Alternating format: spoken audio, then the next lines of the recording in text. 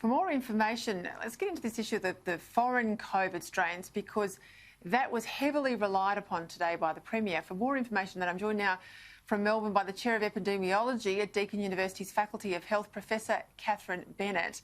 Professor Bennett, thank you for your time. As I said, a lot of the debate today, the claim from the Premier was that their contact tracing system just can't work now with this very virulent UK strain. But I spoke to a number of people inside the New South Wales government. They have that same strain in their own quarantine system. They are taking a lot more people into their system than they are in Victoria.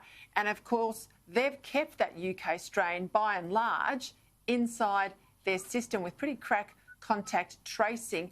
Is the contact tracing difference, what's causing Victoria to fall over?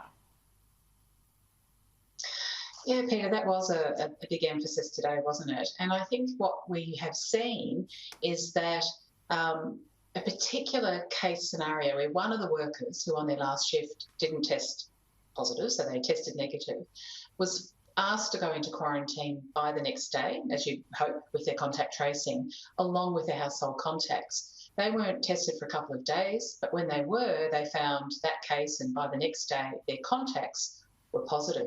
So that's the concern here. The government talked about that at some length because that was their argument. This was a truncated incubation period. It's spreading faster than we've ever seen before. And that means even crack contact tracing can't keep up. But in fact, that worker had been exposed, presumably at the same time as the others on the 3rd or 4th of February, then they were probably just about to become infectious. They weren't picked up on that last work shift test, but were probably infectious potentially hours later. And they weren't tested until their household contacts were tested at the same time, which was 2 to 3 days later. So that is the time span you can see, particularly with household contacts, or very close contacts, contracting the virus from case. So that's not outside what we've seen with other variants, and certainly potentially see with the same UK variant. So it is a concern. We don't want the virus to get out into the community, but we also don't want to overreact and interpret test results as if that's telling us exactly when someone became infectious, and then infer from that this is somehow very different from even other episodes of the UK strain. So, I just think we have to keep it in balance and not assume worst case scenarios. Just say, actually that still fits with what we know, that you could pass it on and someone else be infectious in 3 days' time. Do you think Victoria had to enter this 5-day lockdown tonight? Look, I think it's a real pity that everything we've worked for hasn't, including our, upgraded public health response, hasn't been deemed enough by the government to combat this. The real risk reported was that we did have that household contact who went to work for a day when they might have been infectious. We don't know for sure, but they might have been. To date, we know they wore masks at work. We know that all the patrons wore masks except when they were eating and drinking. And the results they've had in from those at greatest risk, which are the fellow workers, those results aren't all back yet, but the ones they have were negative. So that's somewhat reassuring.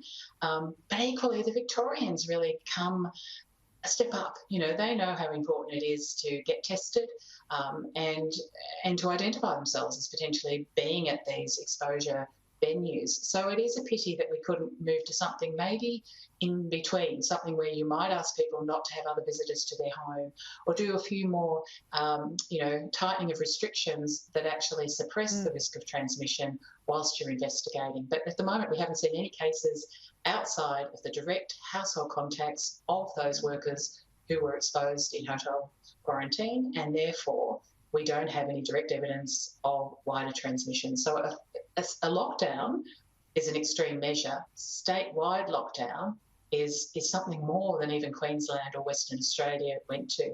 And one of the other points that came up today was a constant comparison to, not to New South Wales, we didn't want to go there, but Queensland and Western Australia as examples that this works, therefore it will work in Victoria. The truth is, we know that fortunately the lockdown wasn't actually tested in either Queensland or Western Australia. Thankfully, those cases didn't pass it on in Queensland just to her partner in Western Australia. It wasn't passed on to anyone by that case, that worker. So we don't know whether lockdown would have added anything if there had been wider transmission. It quite possibly That's a very important, not analysed. Professor Bennett, that's a very important point, because we saw there for days on end out of WA with their lockdown that there were no community cases, there were no further infections. Similarly, the case in Brisbane, that's not really been picked up in much of the commentary to date, really. You've made that point where the difference in Victoria, obviously, is there's multiple cases out there. Just before we go, chance your arm. Are we going to be out of lockdown in 5 days, or do you think, like perhaps the Premier has form here, will be rolled on again? Look, the Premier talked about waiting for enough time, 5 days, to get those people who've already even tested negative to come up with a double negative, a second negative test. But in fact, if people have tested negative and are in quarantine, it means that they weren't infectious at that point. And if they become positive later, it doesn't change that wider transmission risk. The wider transmission risk is what drives lockdown. So I'm hoping we might even come out before 5 days. It's probably unlikely given the history in Victoria. But I think, yes, all being well, our contact tracing continuing to work hard, Victorians stepping up and doing the right thing with testing, that this should be in hand, that the government should be confident that it's in hand and confident enough that this won't roll on beyond 5 days. All right, I don't feel as positive as you, but you've left me on a good note on a Friday, which is always a good thing. Professor Bennett, thank you for your time.